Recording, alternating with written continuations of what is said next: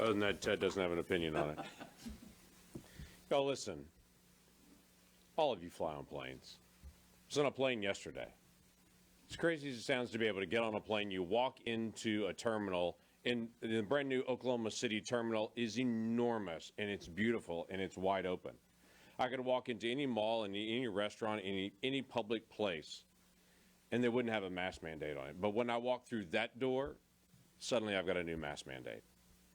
Go through security, interact with people. They say, well, you stand in line. Well, you don't have to have any kind of other mask mandate when you're standing in line waiting at a restaurant to be able to get in. You don't have any other mandates for other lines that you're in. But suddenly there's a new mandate there. Then you get on board the plane. And this is when the CDC gets really serious. They start defining out exactly on planes, on buses, on public transportation, with an exception if it's a school bus.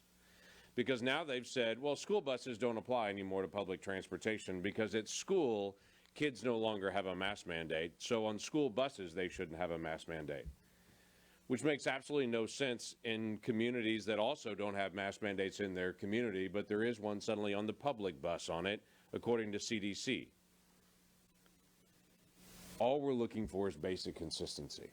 And quite frankly, when the mask mandate was set to expire on public transportation on the 18th of March, we were all saying it's about time.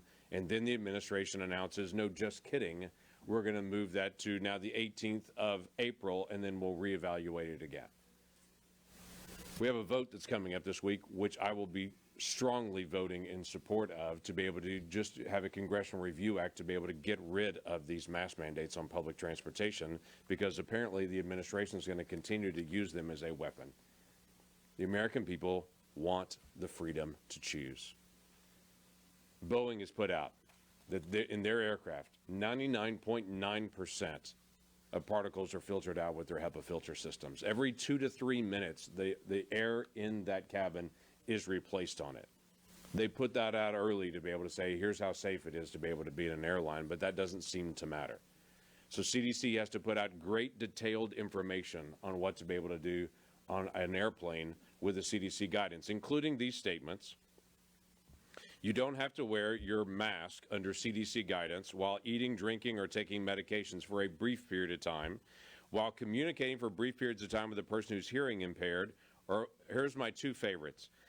If on an aircraft wearing an oxygen mask is needed because of the loss of cabin pressure, mercifully CDC has written in guidance to say when the cabin pressure loses, you no longer have to wear your mask. Or my other favorite one, if you're unable to resume normal breathing or you're vomiting, you can take your mask off until the vomiting ceases. Then you need to put it back on. I wish I was kidding. This is the CDC guidance that they're putting out on this. Why don't we let Americans be Americans and to be able to choose in this process? The entire country is setting aside the mask mandates. We need to get rid of the vaccine mandates that are on our healthcare workers and our members of the military, as we're watching what's happening to members of the military right now and to our healthcare workers. We need to take care of these mask mandates as well and allow Americans to be able to live as Americans.